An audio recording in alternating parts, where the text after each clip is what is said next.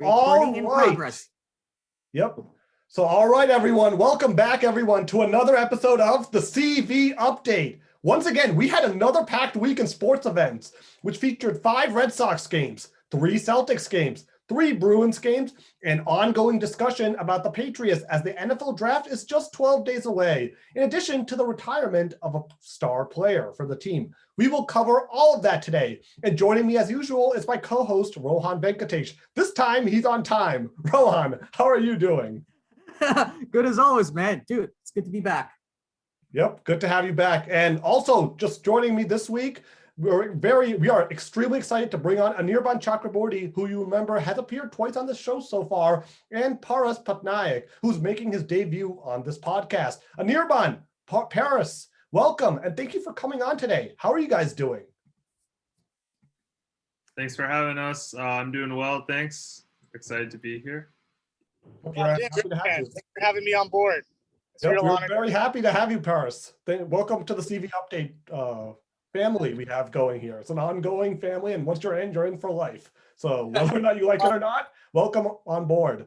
But anyways, guys, let's start off with the Bruins. Obviously, it's been a very interesting week. So they got crushed by the Washington Capitals 8-1. Yeah, that was an ugly one. Yeah, that was an ugly one. But like, most goals that they've ever given up in a single game. And of course, I felt bad for Daniel Vladar because like he had no help from the defense, and you got this young kid, and both of the main goalies are gone. Rass was gone, and of course Halak was gone because of coronavirus. So it was basically up to Halak and Swayman, just kind of like hold up. Vladar and Swayman, right? Vladar and Swayman, not Halak. Yeah, Vladar. Sorry, Vladar and Swayman. Yeah, misspoke there. Yeah, and so it's basically left to these two kids to just kind of handle everything for the team. And of course, the Bruins just being as depleted as they are, they had 4 defensemen missing. They had Charlie McAvoy, Grizzly, Brandon Carlo, John were all gone for that game. And like, I guess it came as a little surprise that they lost. I just didn't expect them to get crushed in that kind of fashion. And of course, I mean, Bruce Cassidy didn't take kindly to it. Of course, when he was asked by Sophia Yerkovich over at Nesson whether this is some sort of a bad game that the Bruins would need in the grand scheme of things, and like you could see that he was mad, and he was like, no way, and like he suggested like that kind of stuff's only needed if the players get arrogant or something like that. But basically, yeah, he wasn't happy. But if you saw how they picked it up after that, 3 wins. Yeah. So maybe there was a little bit of truth to that question. When I saw it at the time, I was thinking, like what's going on with that question? But of course, I mean, like you had a kind of gritty game against Buffalo, just barely pulling it out in the shootout. Hey, there's also Taylor Hall. We should talk about the guys they got. Taylor Hall. Taylor Hall, Curtis Lazar, both of them coming over from the Sabres, Buffalo, and so like their first game away from the Sabres is against their former team. So that dynamic totally adds a new storyline into there. But those 2 additions were super important because I was saying in the previous podcast because most of their offensive production was coming from that Bergeron, Marchand, Pasternak line, and then which is the first line, and then from the second, third, and fourth lines they didn't really have a lot of depth, and so these additions of Hall and Lazar adds a lot more depth to the lineup, so that if Marchand has a bad game or Bergeron has an off game, or they really didn't have to give up that much to get either of them, which is good. Like Taylor, because like he's a good player. With the Sabres, it really looked like they were having a fire sale going on because they were just sending all their players. They didn't really request any players from anyone. All they were requesting in return was they were requesting draft picks. So it really seems to me that the Sabres are really trying to deplete their team and they're on full on rebuild mode. But hey, for the Bruins, it's something that I'm willing to take in the short run, maybe even the mid to long term, because this is how you develop players in the long run. Of course, that's not the only addition that they got. They got Mike Rowley. He's been good. I like the way he plays. Yeah, so he's a good defender. A important defenseman addition from Ottawa. So that's an important addition. And of course, you can't argue with the results since, of course, I know it's early. It's only been like 3 games since that 8-1 shellacking against the Capitals. But I mean, a win against the Sabres, but 2 awfully important wins against the Islanders. 4-1 and 3-0. And Swayman, that was promising. A shutout. He shut out the Islanders. And the other day, Tuukka coming back after a long injury layoff. He played good. He was good. I mean, and Taylor Hall scored both games, right? goals in both games. And I think that's just so important because the Islanders, they were 5-0 against the Bruins, right? And obviously you had some shootouts, but it was such a frustrating sequence. The fact that you now go back-to-back days and you beat that Islanders team is a huge momentum booster, especially with the playoffs right around the corner. If you have to play New York now, you feel a lot better about your chances. Especially in that fourth slot, in the Eastern Division. You got Philadelphia competing with them. And of course, I think like last week or so, they dropped one against Philadelphia. So that kind of made things like uncomfortably tight. But getting a win against the Islanders, who are now second, and now they're behind Washington. It gives me a lot more faith that the Bruins are going to be. I mean, they're not a shoo-in for the playoffs. Definitely, they still got to fight hard. But it makes me feel a lot better about their prospects of making the playoffs. Of course, they're going to be down as a 4 seed if the playoffs were to begin today, and they'd have to play against the Capitals. And even though they did get thumped against them, they have beaten them before. So something like the Islanders were a good team, the Capitals were a good team, but they're not 10 feet tall. And that's what yesterday's they're not game, Tampa, basically, is what you're saying. Right? Yeah. And Thursday's game against the Islanders, it really showed me that like if they can put all the pieces together, they can put everything together, then they got a real shot at competing against great teams like the Capitals, like the Islanders. You mentioned Tampa, perpetual nemesis for the Bruins. We're not going to really know how that's going to go until interdivisional play opens up in the second round of the playoffs, because the first round is all intra-divisional. But we're going to have to see how that goes. Anirban, do you have any thoughts on this, like at all, like the Bruins' recent play? Like, what do you think? Do you think they're trending in the right direction now, or do you think this is just sort of smoke in the mirror? Like, it's not anything, like it's a mirage. We've kind of seen this before, right? What do you think? Yeah, I mean, I'm also like feeling pretty optimistic right now. Kind of for some of the reasons that like Rohan brings up. I think, yeah, I mean, I don't really have much to add, honestly, in terms of this analysis. Sense. But anyway, that's the Bruins for this week. Obviously, I misspoke. There was actually 4 games, so they went 3-1, as we mentioned. So not 3 games, but 4 games. But anyways, 3 wins. Yep, 3 wins, 1 loss, which is good for a good week. I mean, okay, so anyways, let's move on to the Celtics now. It's been pretty good since last week when they lost to the Philadelphia 76ers. They've gone on a 5-game winning streak, but then since then they beat the Denver Nuggets, and this was before Jamal Murray tore his and the Warriors coming up tonight. Win. Yeah, I mean, they beat the Denver Nuggets, a good win against the Portland Trailblazers, and then the Lakers. Obviously, I don't like the way that game ended because they allowed the Lakers almost all the way back. It was down to 5 points, like a 26 point lead, trimmed to 5 points in like 5 minutes. I didn't like that. Paras, let's listen to you. Like, what do you think, like, about the Celtics? Like, this has been a very streaky team. Like, what do you think about this team going forward? First round, second round, where do you see this team going?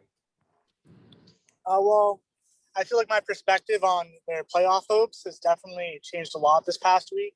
I feel like the timing of this run, after the trade deadline, it seems like the team's really finding their identity. I can definitely see them making it to the second round. Eastern Conference Finals could be tricky, but I think they're trending in the right direction for sure.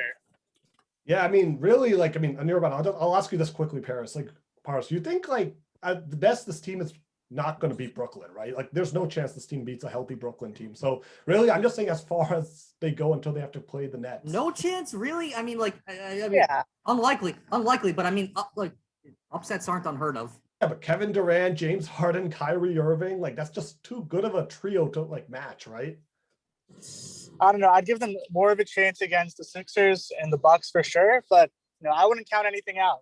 This team has a lot of potential, a lot of young guys. All it takes is good team effort. I think they can actually handle Milwaukee, honestly. They were 2-1 against Milwaukee this season. The last time they played Milwaukee, they crushed them. And that was and the game before, like, Milwaukee blew a huge lead. It came down to Daniel Tice missing that game-winning 3, if you remember, at the buzzer. So I actually think against Milwaukee, final shot is a Celtic.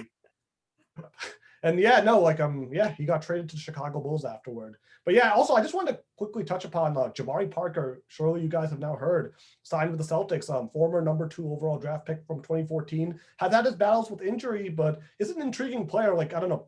Anirban, let me listen to you. What do you think of Parker's addition to the team? Do you think he'll help this team going forward? Or do you think this is another, I don't know, what do you think of the Parker addition? I actually think it's an intriguing signing. Yeah, I mean, one thing that I've been hearing kind of from reading around is kind of, Parker has already had a bit of a lot of highs and lows, of really diverse range of outcomes in his career so far. And I'm really interested in kind of seeing how he meshes with the squad we currently have here. And especially, I think, kind of in line with what Paras said, it'll be interesting to have a new face, especially with the better way we've been playing recent weeks. Like for example, in terms of turnovers, I was reading today how much we've improved on that. How we've seen even recent games, Tristan Thompson's game improving a lot, making up for kind of Tice's absence. We've seen even things like Tatum's free throw shooting, right? A lot of these improvements, and I'm really excited to see how an addition of kind of a fresh perspective from Jabari Parker could even add to those positives. Yeah, Paris, like, what's your take on Jabari Parker? Like, I mean, I just want to put some stats out there just to show his impact. Like last season, he only played 32 games with the Atlanta Hawks, but he started 23. Excuse me. He averaged 15 points a game, and he's still only 26. And then with the Wizards in 18 to 19, played in 25 games, but still averaged 15 a game. This guy can score the ball, and I think that's good for your bench, right? Like having a guy like once Fournier does come back from the COVID protocol, you have Parker off the bench. Like I think those are two guys. Like obviously there's a reason he's still available. He's obviously been off. Like with the Kings, he did pretty much nothing this season. So I don't know. What do you think of Parker's addition to the team? Do you think this could actually be someone who can actually help this team going forward, or just another flop? Well, I definitely think he has a lot of scoring potential off the bench. Now, I'm a little bit wary because of his track record in the past, but I think, he's not being put in a position where he has to do too much, and there's going to be a lot of pressure on him. So I definitely think he can make a positive impact this season and hopefully going forward. Yeah, no, I mean, he did sign a 2-year deal. So when you say going forward, he could be around next season as well. But yeah, no, let's see as well. Like, I don't know. Like, I think the Celtics are better off than they were before. I mean, like, they just have to find that confidence in their game because if you look at the past week, I mean, like that like the first game in this past week was against like the Nuggets, who were on an 8-game win streak. It was they were an insanely hot team. They won by 18. To put the brakes on them, and then right after that, they come out strong against this Portland team. Of course, I mean that game ended up being closer than I would have liked. I mean, they let Portland in late, but they held on late. Tatum, that late shot. Yeah. I mean, that shot. Then those like back and forth, last second fouling, but then the Celtics were able to pull it off. And of course, against the Lakers, I know, of course, I mean, the Lakers, I mean, they're not at their best. I mean, LeBron is still out, but even then, still, it's such a, it's a moral victory in the sense that you just took down. You just took down the defending champions against like your arch rival. So I mean, like, so whenever that happens, I get it that if you actually compare the teams side by side, it's not as impressive, but psychologically it does a lot, and a lot of this is psychology. If they can go on an insane hot streak right now, then who knows? Maybe they can even grab the 5 or even the 4 seed or something like that. Well, they are the 5 right now, right? So I think they're tied with. Yeah, there were 6 at the time. I don't think they got into the 5 seed ever since. Maybe they did. It's highly believable. No, they are the 5 seed right now, actually. So but they're tied with Atlanta for the 4 seed, and really that's probably the highest they're going to go because Milwaukee, I believe, is like 6 games ahead of them for the 3 seed. But yeah, no, I agree. Like I think the Celtics have been definitely trending in the right direction. I'm just still I'm just cautious about them because we've seen this before. I'll believe it when I see it. Yeah, pretty much. Like, remember, right before the All-Star break, they won like 4 games, right, Paris? And then all of a sudden they went on like a losing streak. And I just want another thing, because you've been hearing about this, and this is sort of like something I was listening. But do you hear about how Jason Tatum actually called Kendrick Perkins after Perkins criticized his game? And then since then, Jason Tatum's looked like a different player this past week. After Kendrick Perkins went on Twitter and basically ripped Jason Tatum, then Jason Tatum actually called him, had a conversation. Like, do you think that actually made an impact? And another thing, this is just interesting. Apparently, Jason Tatum's 2K rating in NBA 2K, the video game, that dropped from 90 to 89. And apparently that also really pissed him off. Like, it's like one of those, like, it's the mental factor. Like, oh, I'm not a 90 anymore. These things change in real time? With the 2K game? Yes. They actually they updated it from 90 to 89. Like, what do you guys think about that? Because I just thought that was very humorous. But if that's what's happening, I hope 2K just keep bringing him down every time he has a bad game. Because if that's what motivates him, then maybe that's what we need to do. Like, I mean, so 2K ratings are just like the betting markets. They change in real time. Well, yeah. I think like the online version. I don't play 2K, but like I was reading his rating actually, like his real-time rating. They have real-time ratings, right? As well. Like you have this like fixed rating, like if you don't do online. But I don't know. It was just kind of a humorous thing I heard. I don't know if that really influenced him, but I don't know. What do you guys think about it? On your mind, Paris. That's more funny than anything else, really. All right, let's start with Paris. What do you think? I don't know about the 2K rating, but I definitely can see how the talk with Big Perk to kind of motivate him. And what I've seen this whole season is really what the Celtics are lacking is a strong, consistent leadership. Like, it really makes a huge difference if the best guy in your locker room can also be the loudest voice and the strongest leader. Like obviously you have Kemba and you have Marcus Smart, but if you can have Jason Tatum really like speaking his truth and kind of motivating this team to win, I think that'll make a huge difference for the Celtics. So really, they haven't had that, like, I mean, since Kevin Garnett, right? Like, I mean, that type of presence, like that's what you're talking about, right? Like a great player and also like a great voice. Yeah, Marcus Smart's sort of been that. Fill that role a little bit during his tenure because he was definitely like a seasoned player. But yeah, but we definitely need someone more like Kevin Garnett going forward. So I don't know if he's going to get there. He's definitely not that type of personality, but you know, we'll see. Kevin Garnett was like a notorious trash talker. Jason Tatum was definitely not like that at all. That was very close. But Anirban, what do you think?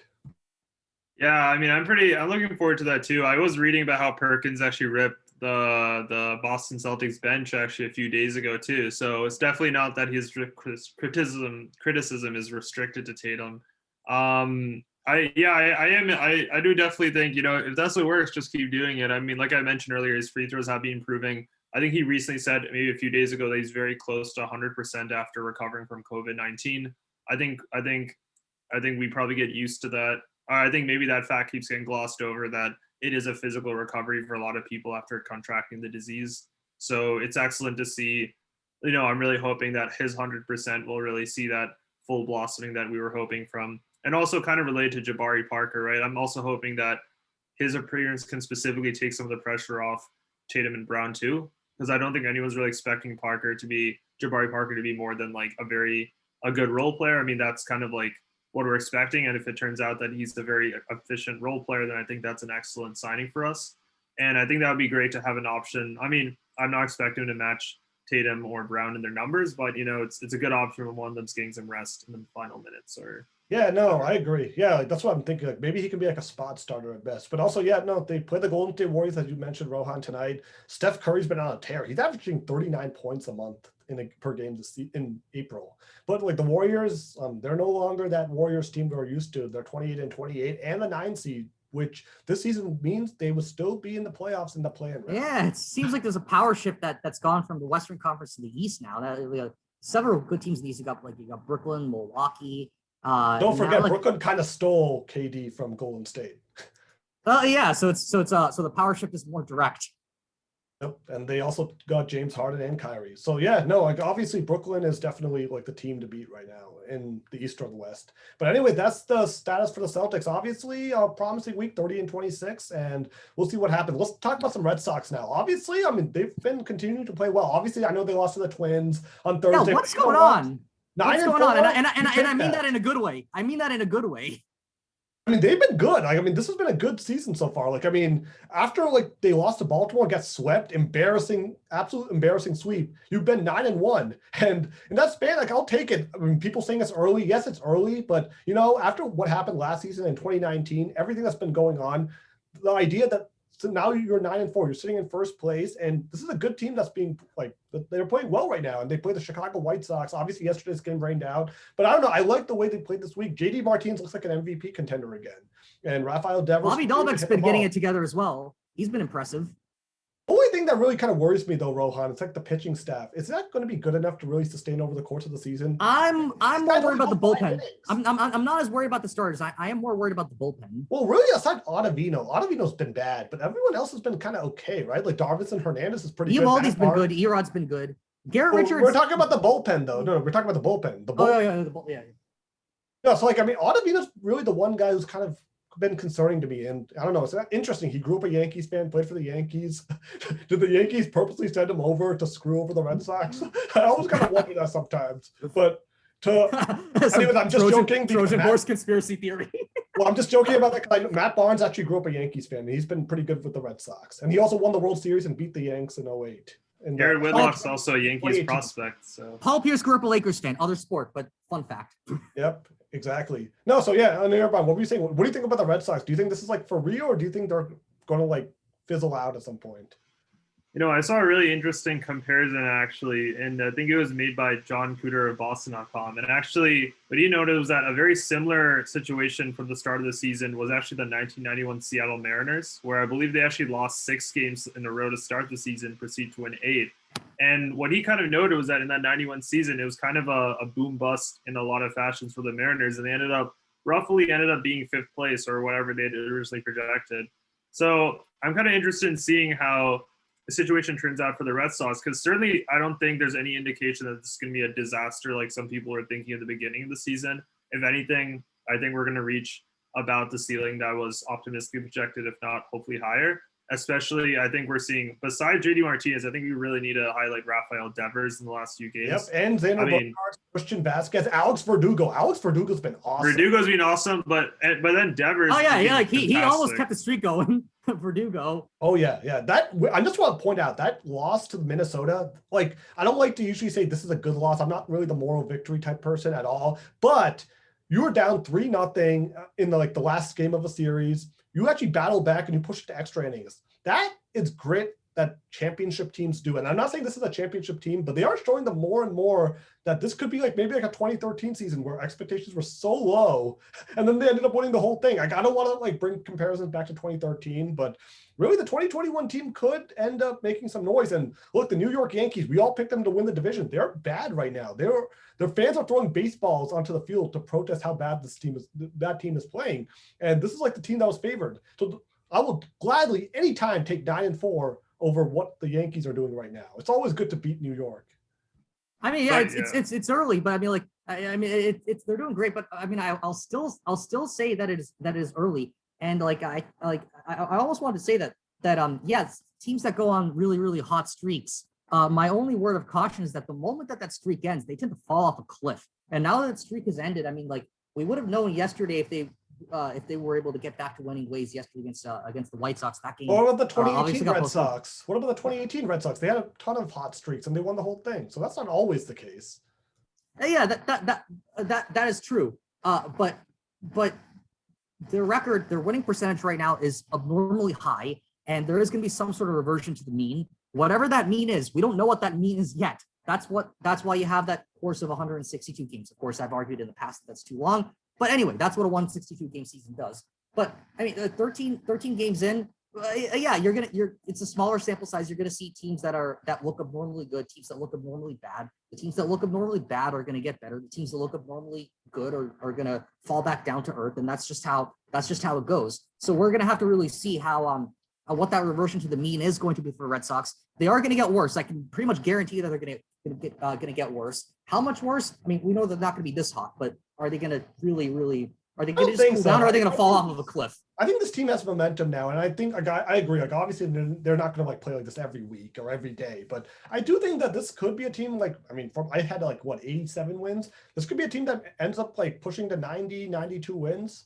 I mean, yeah, Anirban, what do you think? It's possible. I was saying 85 wins before the season started, but 90 certainly looks doable now. Yeah, Anirban, what do you think? 90 wins is possible? I mean, I think so. I mean, obviously, like Rohan said, if we look at now and they're on pace for 112, that's probably. I mean, that's the ceiling, right? But carefully, I would say one thing to note is that if you look at the last games they won together in that 90 winning streak, right? 2 of those games were extra innings, right? And add in a few kind of comeback games too in that period, and you're kind of left with, this is a team that definitely shows the grit, I think, in carrying the extra mile, but it's also important to keep in mind, these are pretty close games that almost end up, you could argue like a coin flip or that kind of scenario, right? So I'd say that the caution there is obviously that you need to put the 9 game in perspective, but I'd say the good thing too is that I think, again, adding to the mental fortitude and grit to really grind out those results, to have the mentality to actually come back over 9 innings and win a game. Those are really important characteristics, especially for a team that might even have a bit of an underdog mentality. So. Yeah, they definitely have that. I mean, they finished last place last year. And Paras, just curious. Sorry, go ahead. Paras, what are your take? Do you think this team is overachieving, or do you think this is a team that we can expect a good baseball? Do you think we'll have a baseball season this year where it's actually going to be fun to watch this Red Sox team? I definitely think we will. I tend to be a little bit pessimistic in general when it comes to the Red Sox. They've been let down so many times, so many great seasons followed by terrible seasons. But, just the way that they've been playing so far, I'm cautiously optimistic that we're going to have at least a decent season. We'll have, a chance to take the division, definitely a chance at a wild card. And, I'm looking forward to the season for the Red Sox. I think we definitely have a chance to make some noise. No, I totally agree. I think at this point they've given us a reason to watch their games, right? And that's really the most we can expect. Like that's what we can ask for. Not every year you can win a championship. At the end of the day, it's just you want a competitive season that actually gets you invested, right? Yeah, exactly. Exactly. This is like a weirdly good team because a lot of the players, I mean, obviously JD Martinez, he's been there for a few years, but like a lot of these names, like Franchi Cordero, like Rafael Devers has been there for a little while, but like Bobby Dahlbeck, a lot of these players are like outperforming, like they're not household names. And Well, so not yet, but a lot of them are really young. Like Franchi Cordero is what he is, but Dahlbeck is like a prospect still. Like now I think he's finally like he is a little old though. I think he's like 24, 25. But like a lot of those guys you mentioned, like Dahlbeck, Cordero's like very new, but like I think those guys are kind of new, so that's why they haven't become yeah, household. I feel like the Red Sox are the sleeper pick right now. Yeah, I mean they've been playing well, so we'll have to see. Like obviously they play Chicago for 4 games. Like I think today's just one. Tomorrow the doubleheader, and then they have the Patriots Day game on Monday. So we'll see how they do against the White Sox coming up. But that's the Red Sox take. Obviously they've been playing pretty well. It's been a good season so far, 9-4, and hopefully 10-4 after today when they play the White Sox.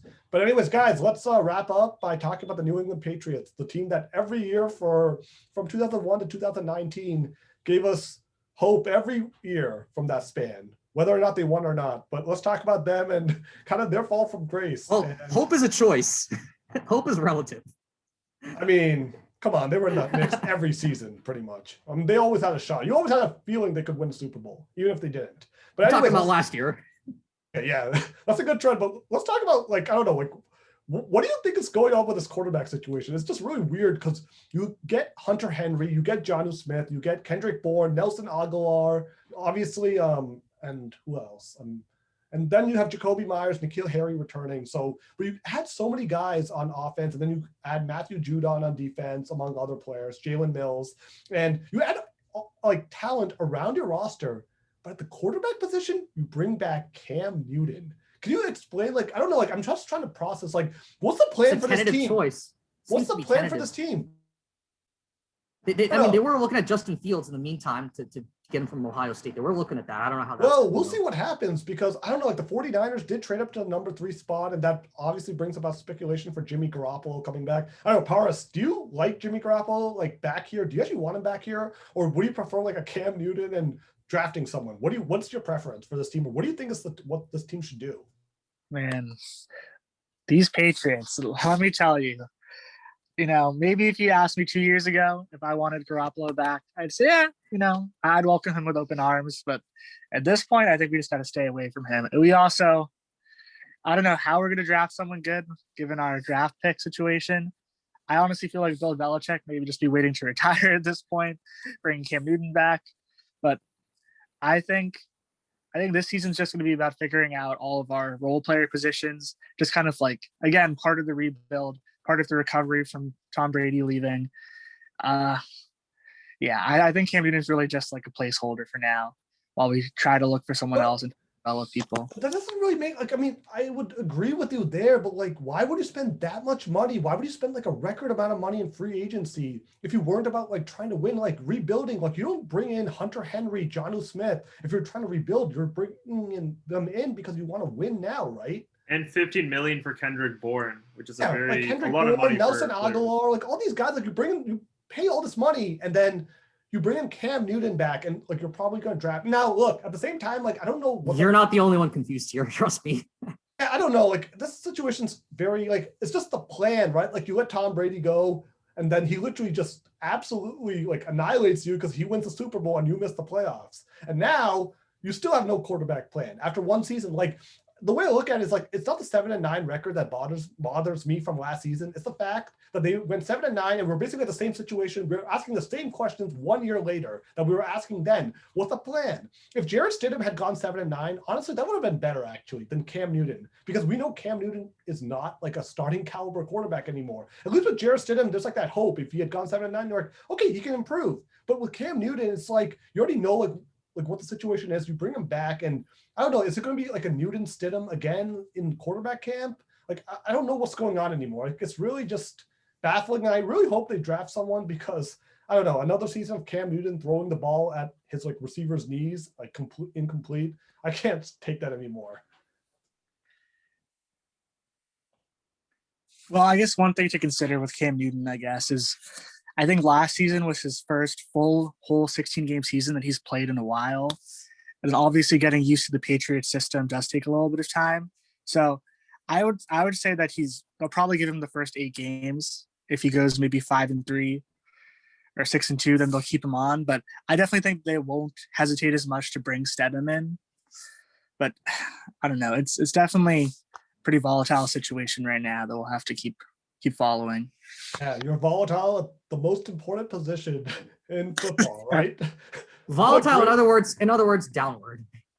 Pretty much. I mean, it's amazing, right? Like we never have to worry about this because of the guy before. I was saying like about a month ago, I believe on the podcast that the Patriots should just tank and they should just go all on out and rebuild. But then when they had that series of signings, it's like, wait, what is Belichick doing here? Is he actually trying to make the team better? So I'm not quite sure if he's trying to compete, trying to do well, or if he's trying. I mean, he's not trying to sink the team. I don't even know what his motivation is at this point. It's really one of the biggest mysteries. Yeah, pretty much. And Anirban, do you have any thoughts on all this? Like, I don't know. We're all just trying to figure out what's going on right now. I mean, I don't think it's out of the question that we're going to see some kind of draft maneuvering from the Patriots already. I mean, for example, there were actually multiple Patriots executives. So Bill Belichick didn't come to Justin Fields, I believe, second kind of pro day. There's like a lot of very likely speculation that Patriots will try some kind of trades with either the Falcons or possibly other teams to either move up and get Mac Jones or, well, honestly, like the Patriots, quite frankly, being linked with just about every top 15 tier QB in that draft pool. But I think it's too early to really rule out that. And then if you consider having Cam Newton around as like a person who has been to Super Bowl, maybe in that Joe Flacco type mentor role, or I mean, I think he is a very popular. Would want to do? Would Cam Newton like be okay being like the backup, like Joe Flacco? I just feel like the way like he's sort of. It's better than being unemployed. But I mean I'm not sure what. If he wants to, I mean, I'm guessing that if he has made, I mean, there must have been a conversation between him and Bill Belichick. Like, I would be highly like, I would have expected that this between the two of them, Cam Newton understands what his role will be for the next year. Like that just wouldn't make sense otherwise, in my opinion. You're saying that Bill Belichick actually communicates with like those players on decisions, like Malcolm Butler. Did you tell Malcolm Butler ahead of time in that Super Bowl? We're not. I mean, Cam Newton has some agency there. If you really like, I guess what I'm saying is like if that's what his role is, that's what his role is. I mean, he is someone I think who's pretty popular on the Patriots. Yeah, no, I don't know. Like, I hope they have a plan because I don't know. I don't want to see another season like what we saw in 2020 where, I mean, I will say this, and maybe this is like probably the logic that maybe they've gone with. Like, I don't think Belichick will ever say this publicly, but do remember, I guess, like, to start the 2020 season, they were actually 2-1, and they beat the Dolphins, and then they beat the Raiders. If you remember that Seattle game, it came down to that final play where he was stopped like the 2-yard line or the 1-yard line. So if that never happens, you're up 3-0. You start the season 3-0, and then you play Kansas City, and then after Kansas City, he got COVID, and then they go on that 4-game losing streak, and then they're really not the same anymore. So maybe Bill's logic here is Cam was actually pretty good, and then that disruption happens. This time with like the vaccine, like we won't have to worry about COVID being the same like threat it was a season ago, where like you lose like multiple practice weeks and stuff like that potentially. So maybe that's his logic, and if that's the case, maybe it's worth giving Cam, like as you mentioned, Paras, like 8 games or so to see like what he's capable of. And yeah, go from there. Like, I don't know. Is that like, does that make some sense possibly? I just sort of like was thinking maybe that's like the reasoning Belichick came up with. Yeah, I think that makes sense. I mean, it's so hard to judge any player based on a single season. And, with the seasons that Cam Newton's had in the past, and like you said, he was playing pretty well those first 3 games. There's no doubt about that. That, obviously these free agent signings kind of, muddle things a little bit, but it's definitely like we don't have that much to lose by giving Cam Newton another chance. Yeah. So, okay. Yeah. We'll see what happens. And I guess just quickly want to touch upon this because this was also pretty big news. Julian Edelman, star wide receiver, he retired. Obviously, I just want to quickly, like, what are your thoughts on this? Obviously, there's the Hall of Fame discussion. I mean, I'm going to ask all of you guys, do you think he's a Hall of Famer? I'm going to start first. I don't think he's a Hall of Famer. Like, I love the guy, like everything he gave for this team, but he never made a Pro Bowl, and he does have like amazing postseason accomplishments. But I don't think I would ever say Julian Edelman was like one of the best wide receivers in the league. I think he's like kind of like one of those guys, like he was very much like having Tom Brady as his quarterback. That's why he has so many opportunities to play in playoff games. And he made the plays given the opportunities, but he's definitely not like a top tier receiver like a Julio Jones or Calvin Johnson. He's not even in that conversation. Or I'm just bringing up like top receiver names like Randy Moss. Like I think it's gonna be entertained. What do you think, Rohan? Do you think he's a Hall of Famer? I think it's to be entertained. I would lean yes. I would lean yes. I mean, like, of course, I'm speaking as a Patriots fan, but I mean, like, he was part of so many clutch comebacks, especially that catch in 51. It was insane. Of course, one play, right?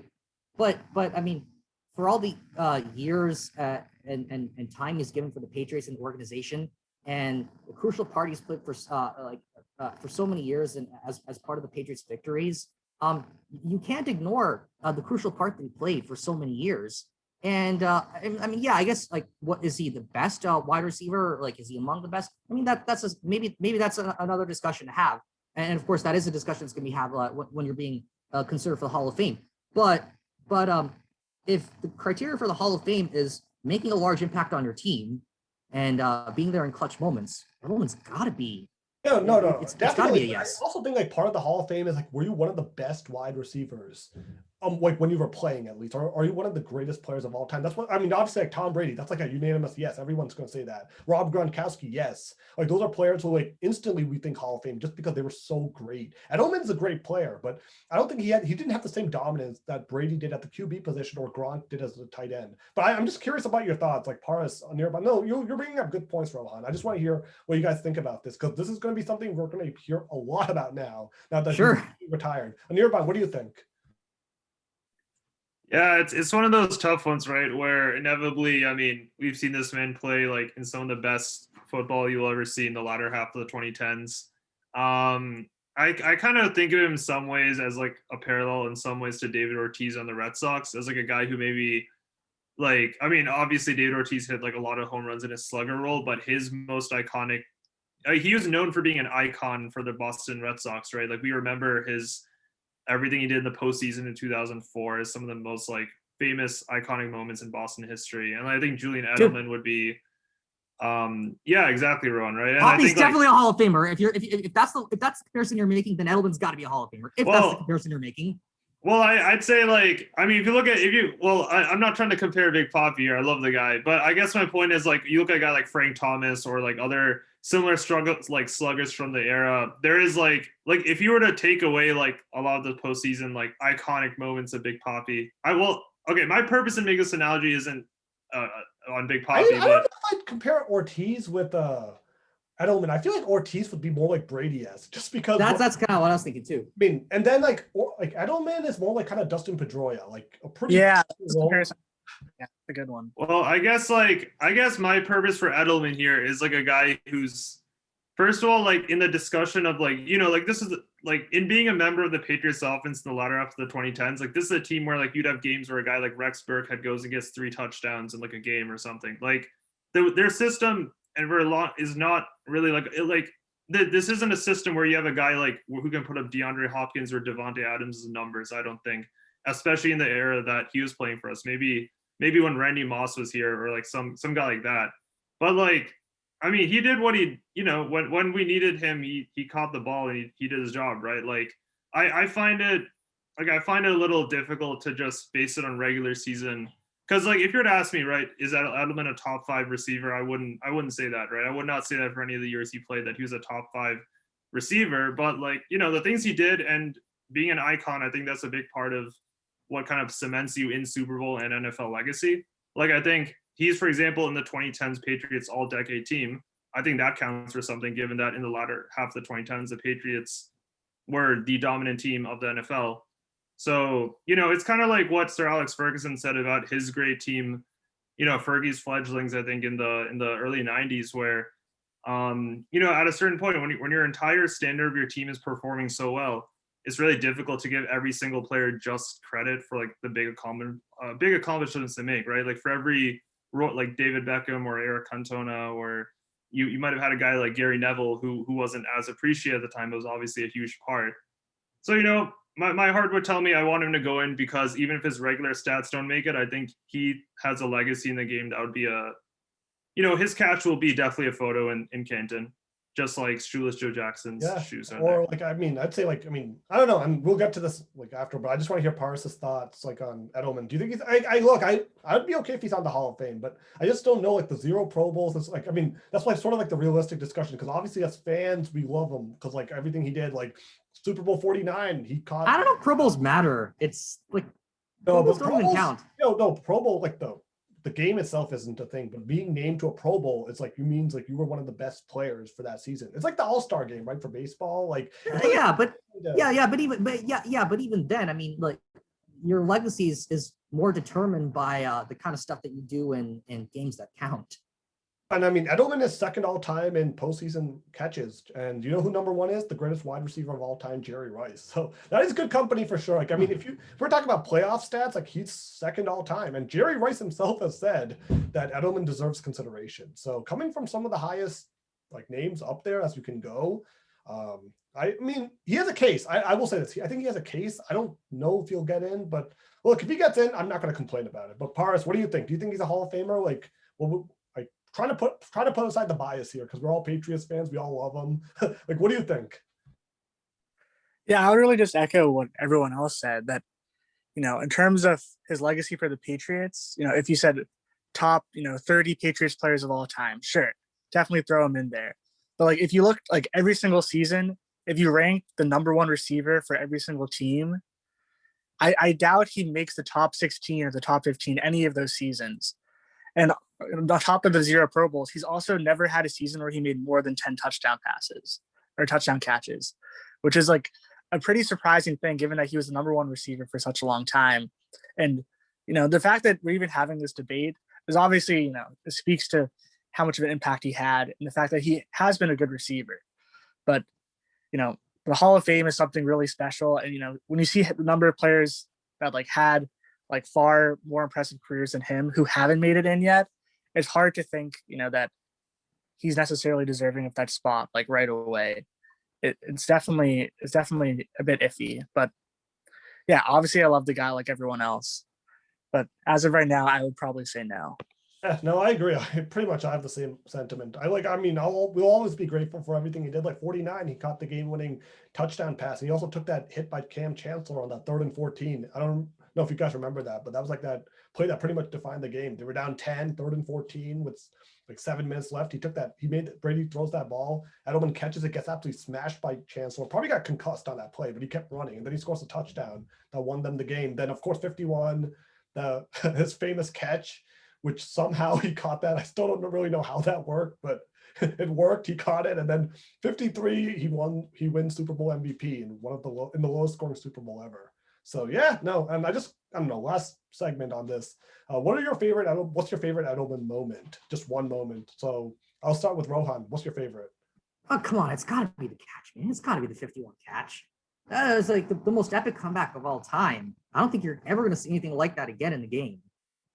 Yeah, pretty popular choice. Paras, what about you? Yeah, I'd say the same thing. When I saw that catch, I was going crazy. A guy that small making that catch with 2 guys on him, that was absolutely beautiful. Definitely my favorite. Yeah, no, and Anirban?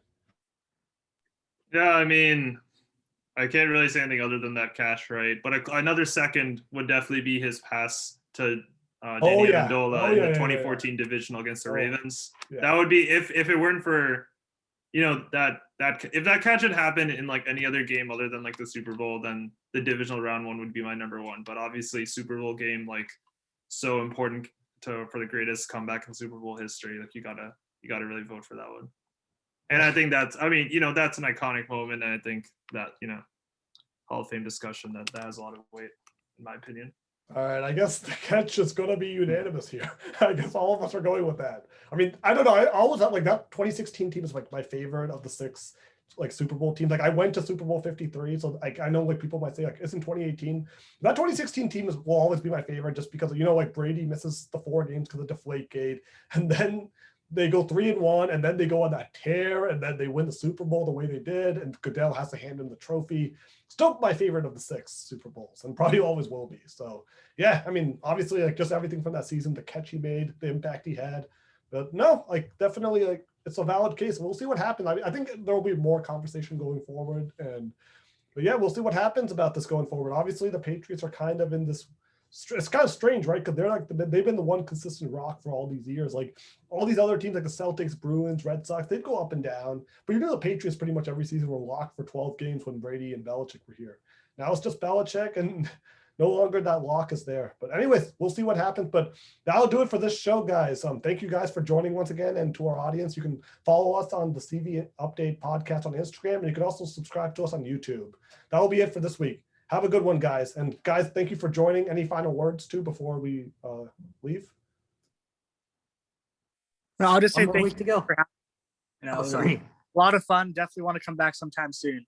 Oh yeah, absolutely. Yeah, no, we'll schedule you back on for sure, Paras. And Anirban, thank you for joining. We'll definitely have both of you guys. Hopefully Ravi can join next time again, and then we can have a 3-person panel to join. Yeah, it's good to have the panel along. Yeah. All right, that'll do it. Yeah, Have a great. Thanks for having us. It was really fun. Yep, definitely. Thank you all for coming, and have a great rest of your day. All right. Until Peace. then,